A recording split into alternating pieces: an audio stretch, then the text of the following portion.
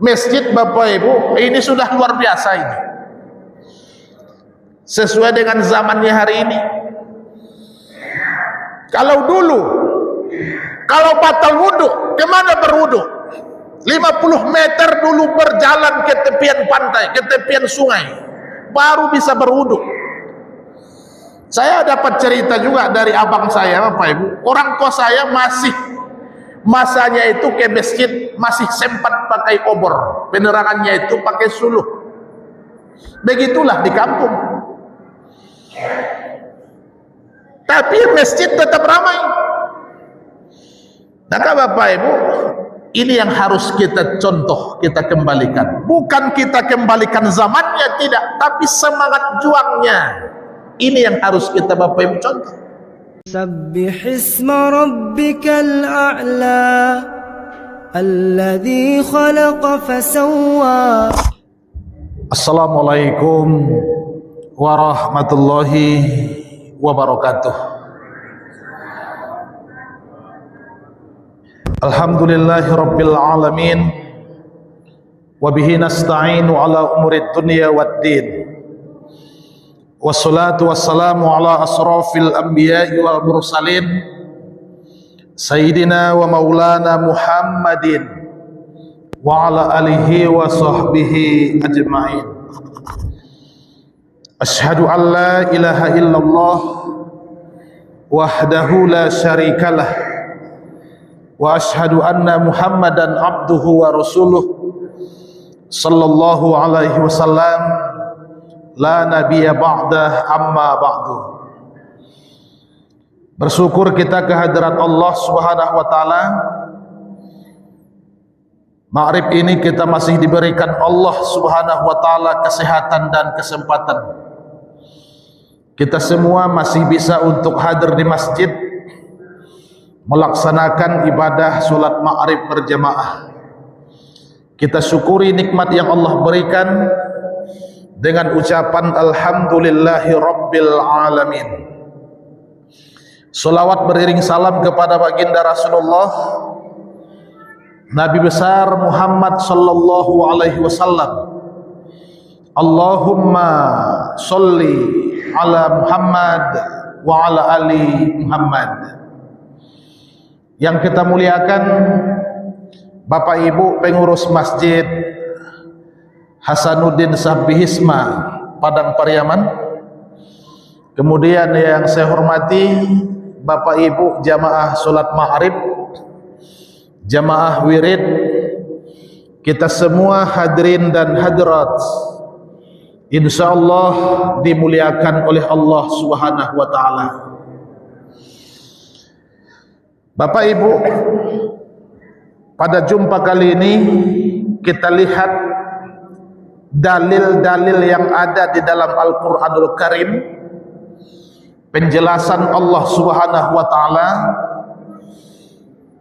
orang-orang yang Allah pastikan, orang-orang yang Allah jamin kelak di akhirat akan mendapatkan surga, tempat yang sangat indah, tempat yang sangat bagus, belum pernah dilihat mata, belum pernah didengar oleh telinga, belum pernah terfikir oleh otak manusia.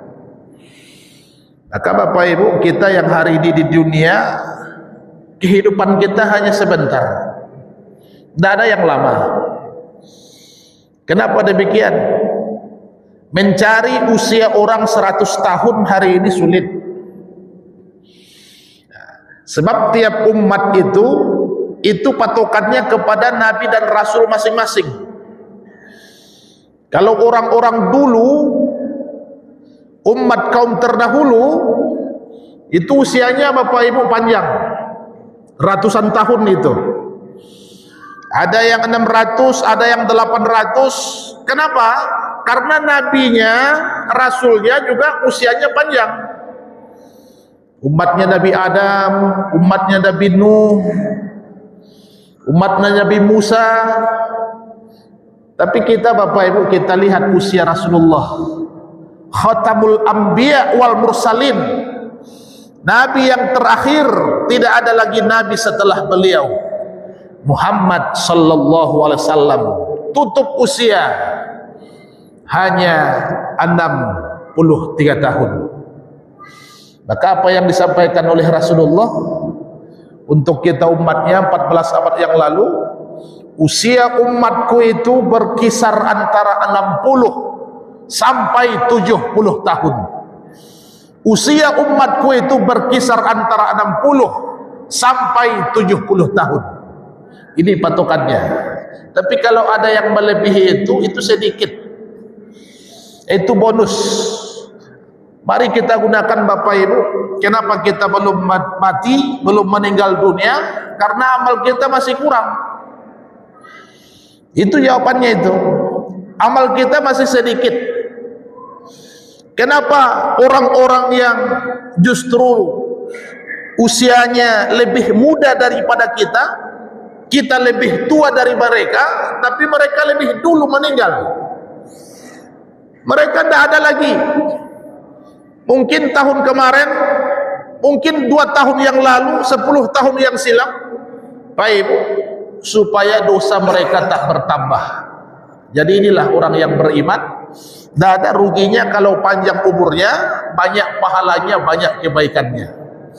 Pendek usianya, sedikit dosanya, sedikit salahnya. Pak Ibu, akhir dari kehidupan dunia ada 2, neraka dan surga.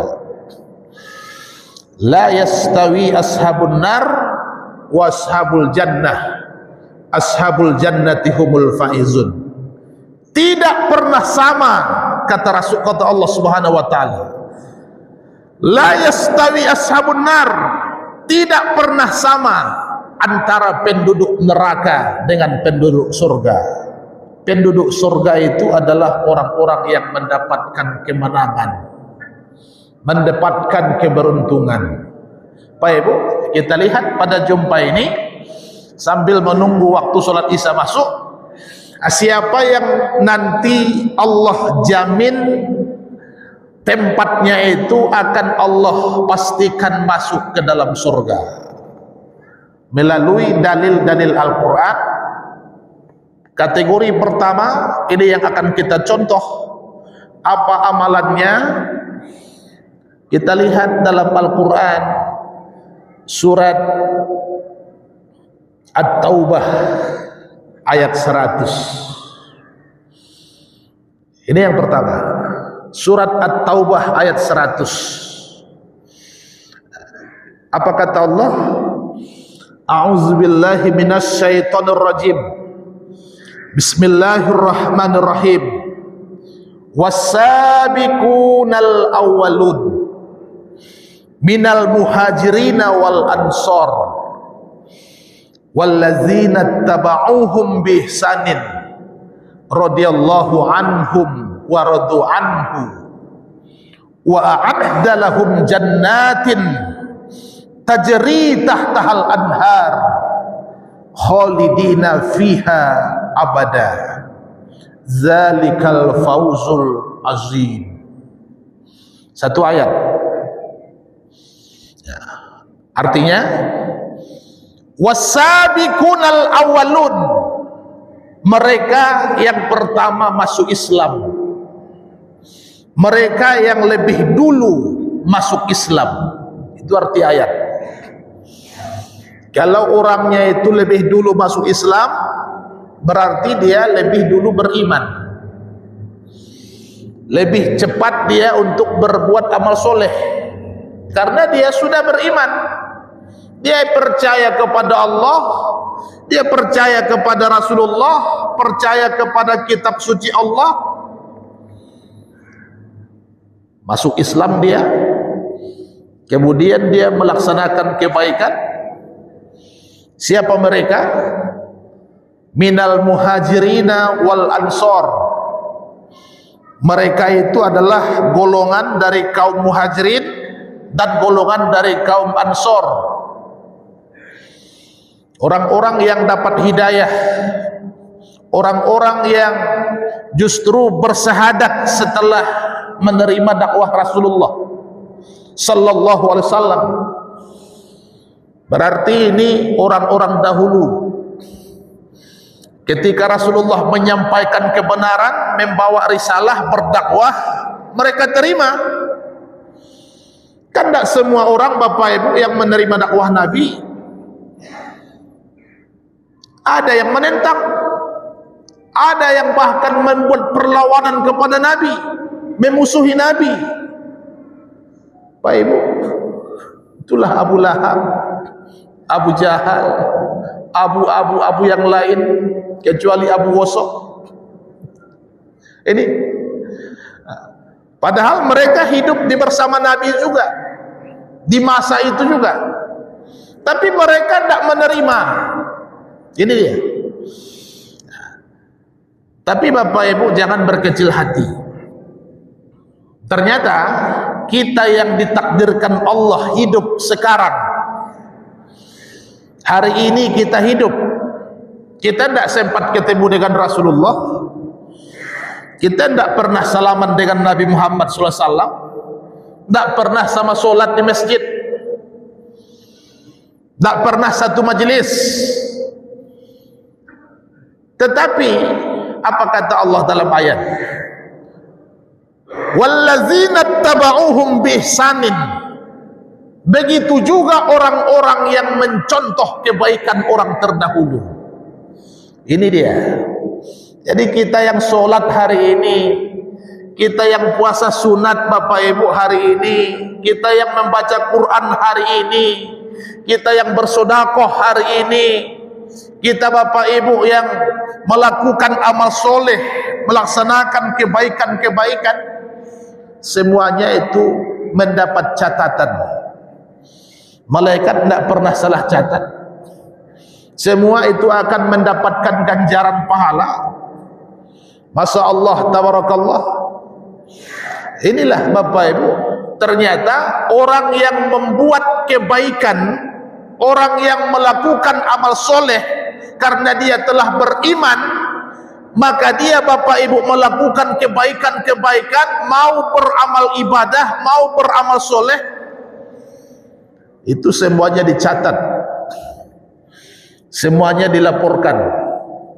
Inilah yang akan mengundang ridho Allah. Radhiyallahu anhum wa radu anhu. Allah ridho kepada mereka, mereka juga ridho kepada Allah. Kalau Allah ridho Pak, apa yang sulit? Ibu-ibu, apa yang kita harapkan? Ridho Allah, ridho Allah satu-satunya. Kalau Allah sudah ridho kepada kita, apa yang sulit? Maka Bapak Ibu mudah. Wa a'adda lahum jannatin tajri tahtahal anhar. Masuklah ke dalam surgaku, kata Allah, yang di bawahnya ada air yang mengalir. Khalidina fiha abada. Kekal di dalamnya selama-lamanya. Ini dia. Kekal abadi, tidak ada habisnya lagi, tidak ada ujungnya lagi. Beda dengan dunia Bapak Ibu. Kalau dunia Bapak Ibu, cobalah, tiap sebentar Bapak Ibu ada yang meninggal dunia. Dalam minggu terakhir ini, akibat bahkan musibah yang melanda kita, Sumatera Barat, Sumatera Utara, Aceh, banjir besar, Galodo, ratusan orang korbannya Bapak Ibu. Inna lillahi wa inna ilaihi rajiun. Inna lillahi wa inna ilaihi rajiun. Inna lillahi wa inna ilaihi rajiun. Tiap sebentar berita ini kita dengar. Tapi kalau nanti di surga itu, di akhirat itu, khalidina fiha abada, kekal abadi selama-lamanya. Zalikal fauzul azim. Itulah kemenangan yang sangat agung. Itulah kemenangan yang sangat agung. Baik Bu, maka apa kata kuncinya? Lebih dulu berbuat baik. Nah, kita lihat ayat yang mirip dengan ini, ternyata ada dalam surat lain, ayat yang berbeda kita temukan dalam surat Al-Waqiah. Baik Ibu, sering kan baca surat Al-Waqiah? Iza waqa'atil waqi'ah. Ayatnya pendek-pendek, tapi jumlah ayatnya 96 ayat Pak. Ayat 10 apa bunyinya? Al-Waqiah. Was-sabiqunas sabiqun. Ini dia. Orang yang lebih dulu beriman, mereka lebih dulu memperoleh surga. Orang yang duluan beriman akan lebih dulu nanti masuknya dalam surga. Nah, ini Bapak Ibu kata kuncinya. Maka kebaikan itu dilombakan Pak. Lomba itu adalah fastabiqul khairat. Cobalah Bapak Ibu, kalau Quran yang kita ikuti, lomba yang dibolehkan itu Bu, fastabiqul khairat. Berlombalah dalam kebaikan. Kadang-kadang kita Bapak Ibu lomba baru banyak kalau masuk bulan Agustus. Ada lomba pacu karu, ada lomba pancing botol, ada lomba panjat pinang. Itu jauh Bapak Ibu. Lomba satu-satunya yang Allah ridhoi, fastabiqul khairat. Berlombalah dalam kebaikan. Maka Bapak Ibu, pahala orang yang masuk ke masjid, yang sholatnya di masjid, itu beda dengan sholat yang di rumah. Tidak sama Bu. Satu langkah ke masjid menghapus dosa. Langkah kedua, satu langkah ke masjid mengangkat derajat. Ini dia. Oleh karena itu Bapak Ibu, ketika ada kesempatan, buatlah kebaikan. Siapa yang menanam, dialah yang akan memanen. Siapa yang menyemai, dialah yang akan memetik hasilnya. Tanam padi yang tumbuh padi. Tanam rumput, jangan mimpi Bapak Ibu tumbuh padi. Siapa berbuat baik, kebaikan itu untuknya. Siapa berbuat jahat akan kembali kepadanya. Di dunia saja Bapak Ibu ada sanksinya, ada penjara. Kalau maling tertangkap masuk penjara. Sebelum masuk penjara, kalau masyarakat yang nangkap, babak belur duluan. Untuk ukhrawinya, akhiratnya neraka.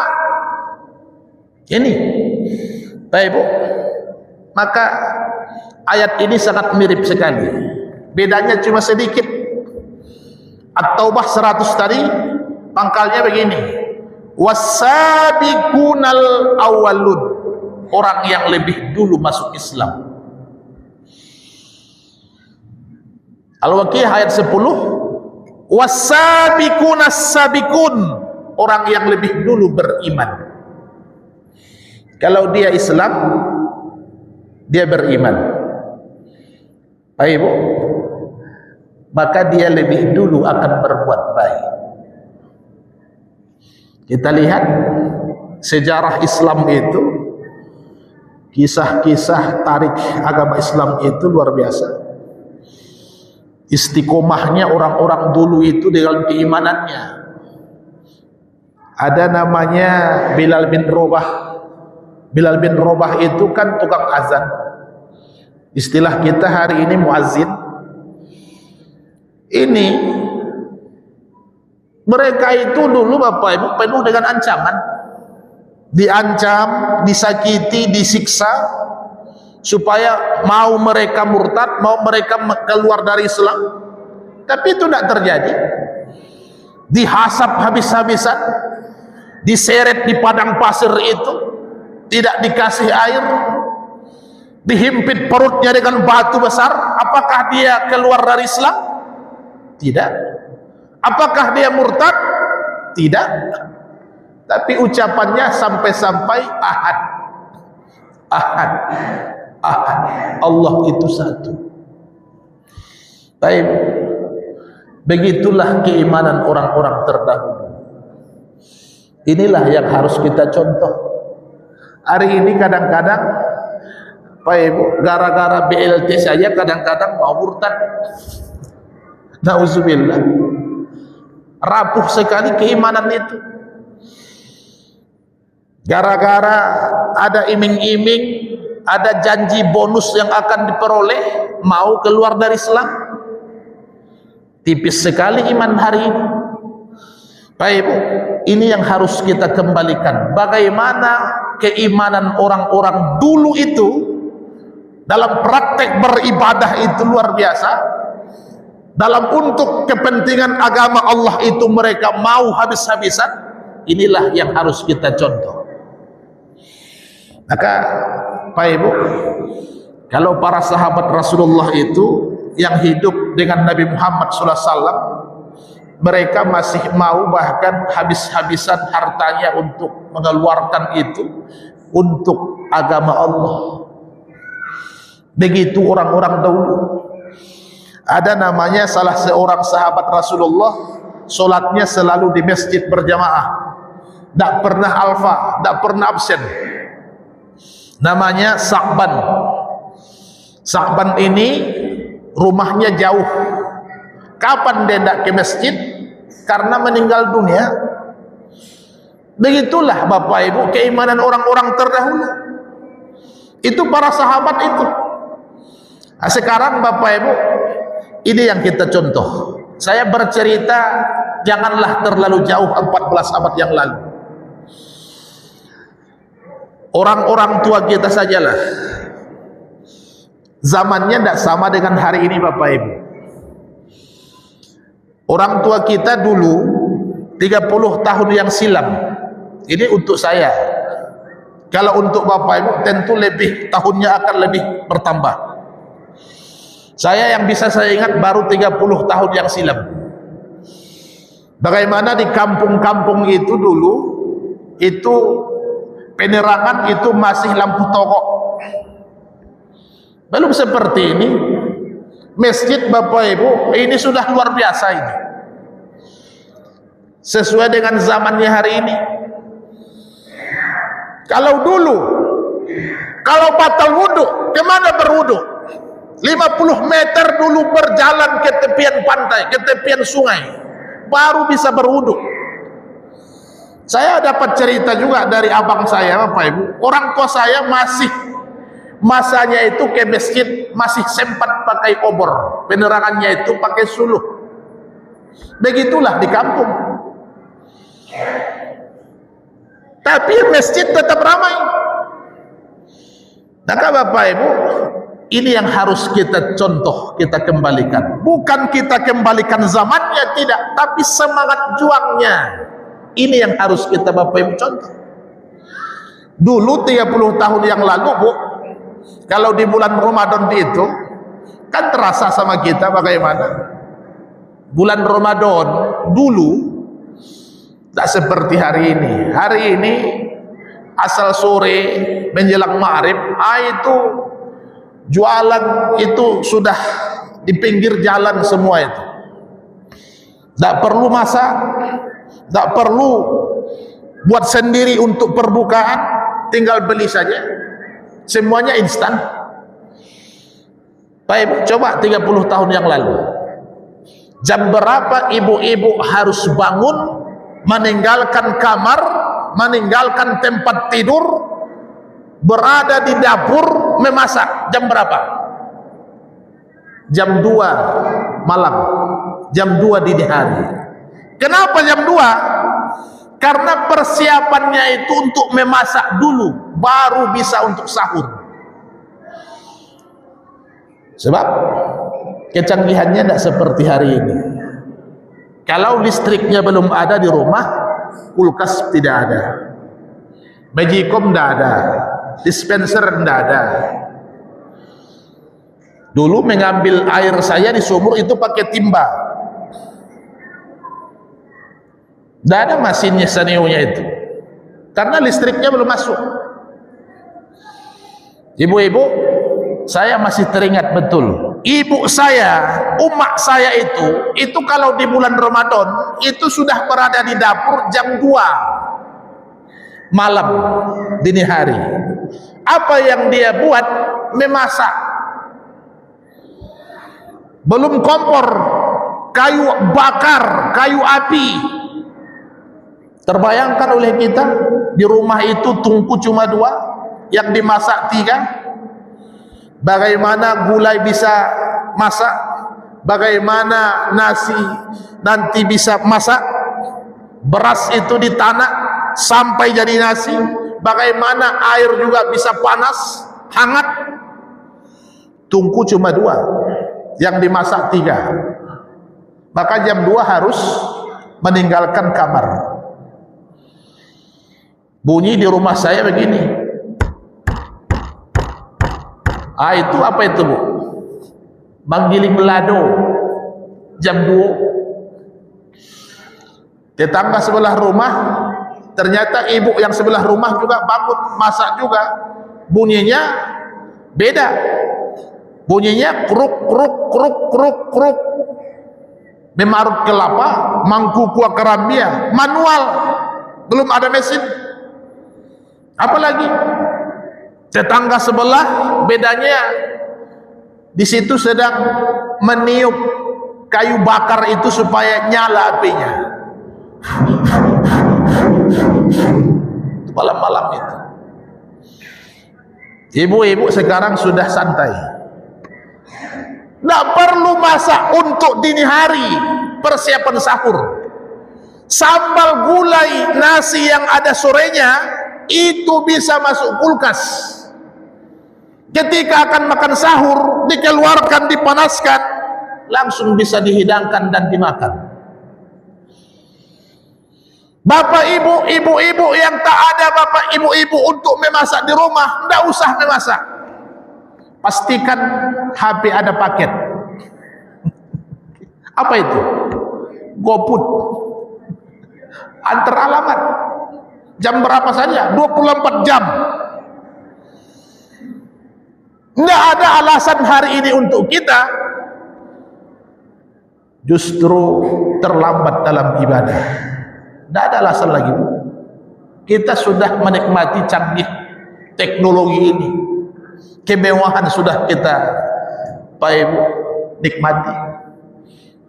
Maka ketika dulu orang tua kita bangunnya cepat karena persiapan untuk persiapan sahurnya itu, kita Bapak Ibu kalau masuk Ramadan, sekarang tanggal 2 Desember ya, 2,5 bulan, Desember, Januari, Februari tanggal 18 kita akan masuk Ramadan. Bapak Ibu, maka tidak ada istilah nanti terlambat bangun. Justru kalau kita sudah dimudahkan dengan teknologi canggih hari ini, cepatlah bangunnya, tapi bukan kesibukan untuk persiapan untuk memasak makan sahur. Cepat bangunnya untuk ibadah, nilainya akan berbeda. Tidak ada satu hadis pun dari Rasulullah Muhammad SAW perintah sahur itu justru di awal. Tidak ada itu. Makan sahurlah kamu semua jam 1 dini hari. Tidak ada itu dah. Makan sahurlah kamu semua yang akan puasa besok jam 3. Tidak ada dalilnya itu. Dalilnya perintahnya itu cuma 2 itu. 1, akhirkan makan sahurmu, dekatkan ke imsaknya itu, diakhirkan, didekatkan ke waktu subuhnya 30 menit lah. Jadi kita siap makan itu tidak ada ngantuk, siap-siap langsung nanti masuk subuh lagi. Tapi bangunnya tetap cepat, Bu. Kalau masuk Ramadan bangunnya harus cepat, Pak, tidak boleh lama. Untuk apa itu bangunnya cepat? Digunakan waktunya untuk ibadah. Ini dia. Wallazina tabauhum bihsanin, orang-orang yang hari ini berbuat baik seperti orang-orang terdahulu. Maka Pak Ibu, turun ridho Allah. Kalau Allah ridho kepada kita, masuk surgalah kata Allah, kekal di dalamnya abadi selama-lamanya, insya Allah. Luar biasa. Baik, nomor satu adalah siapa yang lebih dulu berbuat baik, dialah yang akan lebih dulu nanti masuk surga. Tak sama pahalanya orang yang duluan datang dengan orang yang terlambat, itu beda itu. Maka di hari Jumat bisa kita baca Bapak Ibu keterangan keutamaan hari Jumat itu seperti apa. Kan tidak sama pahalanya itu. Orang yang datang duluan, apa kurbannya itu seperti diumpamakan Rasulullah seperti berkurban 1 ekor onta. Orang yang datang yang kedua itu diumpamakan oleh Rasulullah Muhammad SAW berkurban seperti 1 ekor sapi. Orang yang datang ketiga itu kurbannya seperti kata Rasulullah diumpamakan 1 ekor kambing.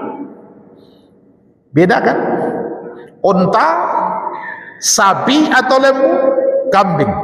Orang yang datang kemudian menyusul yang keempat, itu adalah keutamaannya kurbannya seperti bagaikan 1 ekor ayam. Kira-kira berapa ekor ayam supaya sama dengan 1 ekor sapi? Berapa ekor itu? 1 ekor ayam, 1 ekor kambing itu berapa ekor ayam itu bandingannya? Lebih juga 10 kan? Baik.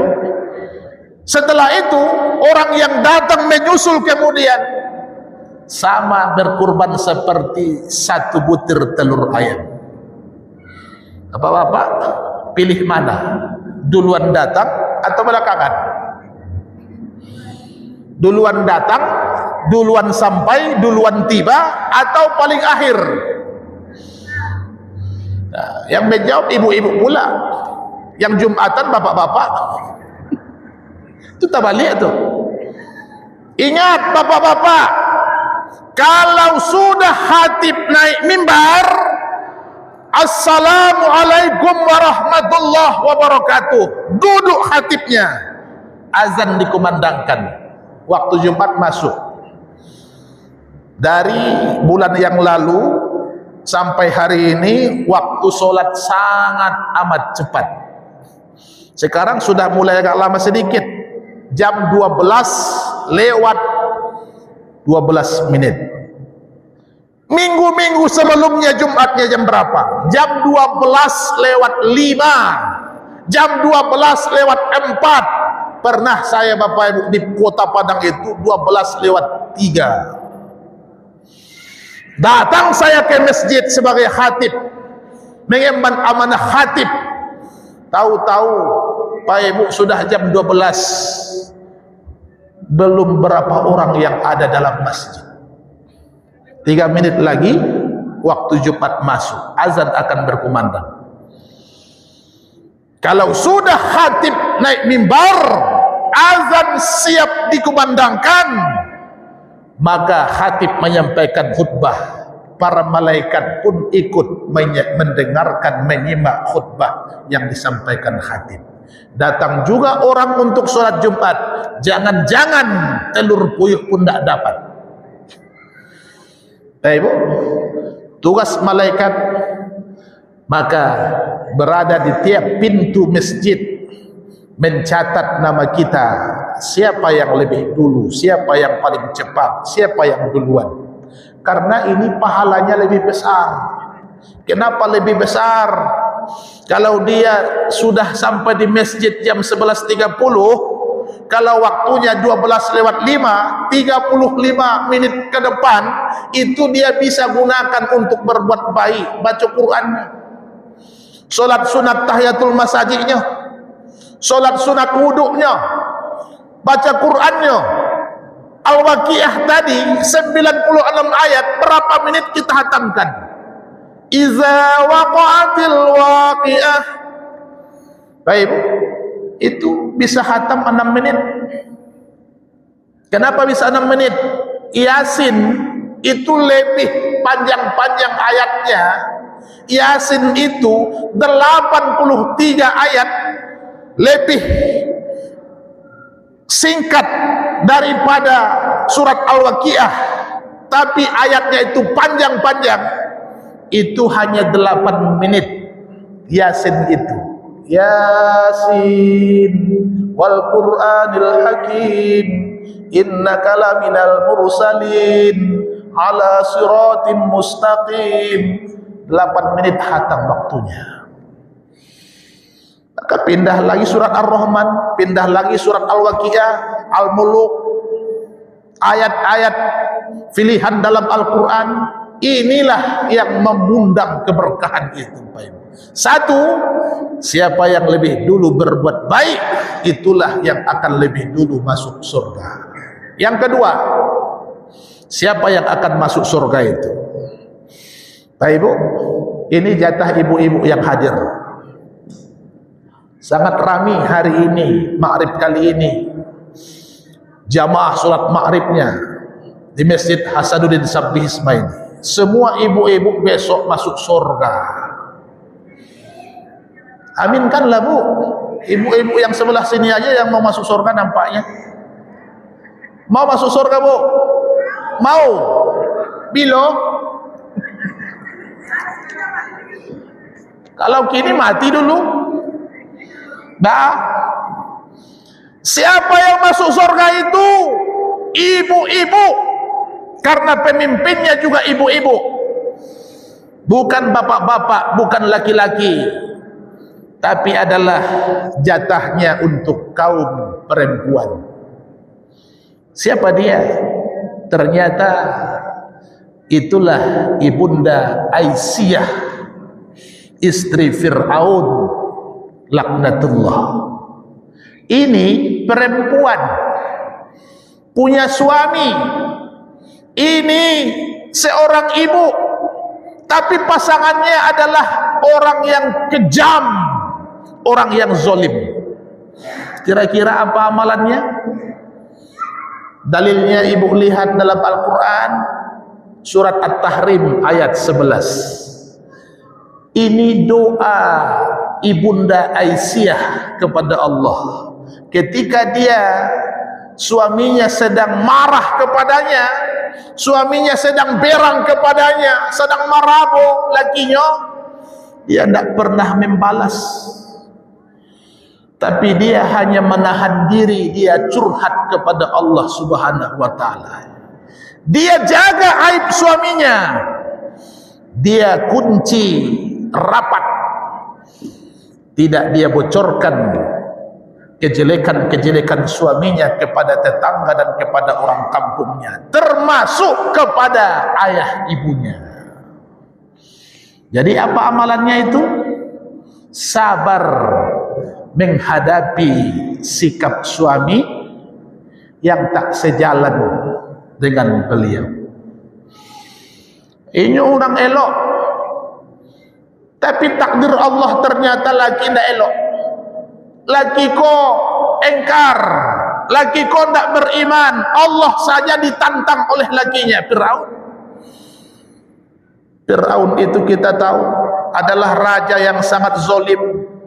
Sampai malam ini belum ada satu orang pun yang mengalahkan kezaliman Fir'aun. Sampai malam ini belum ada yang menandingi kekejaman Fir'aun. Pak Ibu, padahal asal mulanya Fir'aun itu adalah hanya seorang raja biasa. Ini raja biasa sih. Tapi satu salahnya, terlalu lama. Maka sebenarnya tidak elok, tidak bagus terlalu lama memimpin itu, tidak bagus. Harus ditukar Pak, agih ke orang. Ganti generasi. Orang banyak. Jangan ditahan. Jangan berpuluh tahun Bapak Ibu dikuasai juga. Nanti ujung-ujungnya sombong. Maka Fir'aun ini akar masalahnya itu. Terlalu lama berkuasa akhirnya zalim. Terlalu lama untuk berkuasa akhirnya kejam. Ucapan Fir'aun itu Bapak Ibu salah satunya, ana rabbukum a'la, akulah Tuhan manusia, akulah orang yang sangat hebat, yang pantas disembah dan diagungkan.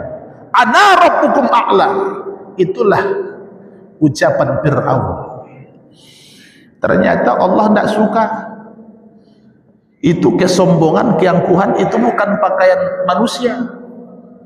Sebab makhluk yang di surga saja kalau sudah angkuh, kalau sudah sombong, Allah usir. Iblis keluar dari surga. Kemana Allah campakkan? Ke padang Pariaman. Ibu, di surga iblis ibadahnya mantap, ilmunya hebat tinggi, tapi tak mau sujud karena sombong. Adam itu kan dari tanah, aku kan dari api. Ana min nar wa Adam min turab. Api lebih hebat daripada tanah, saya lebih dulu daripada Adam. Allah tidak suka, Bu. Keluar iblis, Allah campakkan ke bumi. Iblis tak akan mati karena dia minta kepada Tuhan, kalau aku diusir dari surga, ada dua permintaanku ya Rabb. Satu, jangan matikan aku sampai hari kiamat. Yang kedua, berilah kesempatan kepadaku untuk menjerumuskan anak cucu Adam sebagai temanku di neraka kelak. Ini tupoksi. Inilah target iblis. Pak Ibu, inilah tugas iblis. Dia tidak mati. Tapi itu yang bisa terbawa olehnya kan orang-orang yang tidak khusyuk. Masya Allah, tabarakallah. Kembali kepada cerita Fir'aun tadi. Fir'aun itu Bapak Ibu, itu tidak di surga, di dunia. Tapi ketika dia pakai pakaian Allah tadi, angkuh itu pakaian Allah, bukan pakaian makhluk. Sombong itu pakaian Tuhan, bukan pakaian manusia. Dia pakai, dia sandang. Allah murka. Di dunia Allah berikan siksaan, Allah tenggelamkan di laut merah. Itu DP-nya baru. Di akhirat neraka tempatnya. Sementara istrinya ternyata orang baik, istrinya orang beriman, tapi pasangan istrinya ini orang yang engkar, orang yang kejam, orang yang zalim. Tiap dimarahi suami, tiap perlakuan kasar suaminya. Ibunda Aisyah tadi hanya berkata, ya Allah, ya Rabb, bangunkan rumah istana untukku di surga. Marah suaminya, ya Allah, bangunkan rumah istana untukku di surga. Kepada siapa dia mengadu? Kepada Allah. Ternyata kesimpulannya, istri tidak menanggung dosa suami. Ibu-ibu, kalau ibu orang solehah, kalau ibu orang baik, ibu orang penyabar, tapi pasangan ternyata tidak seperti yang diharapkan, tidak mau sholat, ibu tidak menanggung dosa bapak. Ini contohnya Ibunda Aisyah, hebat perempuan. Maka siapa yang mengikuti jejak kebaikan Ibunda Aisyah ini, sabar menghadapi sikap suaminya yang kejam tadi, inilah yang akan masuk surga.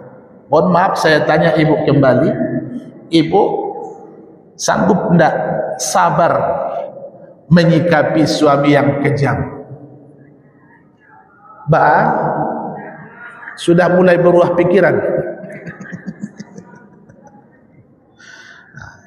Insya Allah ibu tak menanggung dosa bapak. Itu istri Fir'aun itu, suaminya yang engkar, tapi dia beriman. Kebaikannya itu dia tidak pernah ceritakan kejelekan suaminya kepada orang. Maka ibu ketika ada problem dalam rumah tangga, jangan ibu sampaikan kepada orang lain. Begitu caranya. Apalagi nanti satu orang komplek itu tahu dari mana akar sumber berita itu, ternyata dari istri. Suami ambo kejam, kejadiannya yang memberitahu tetangga. Suami ambo pemarah, suami ambo pamaleh kecenya, suami ambo lalok kalalok sekarajonyo, maleh dia mencari nafkah kecenya.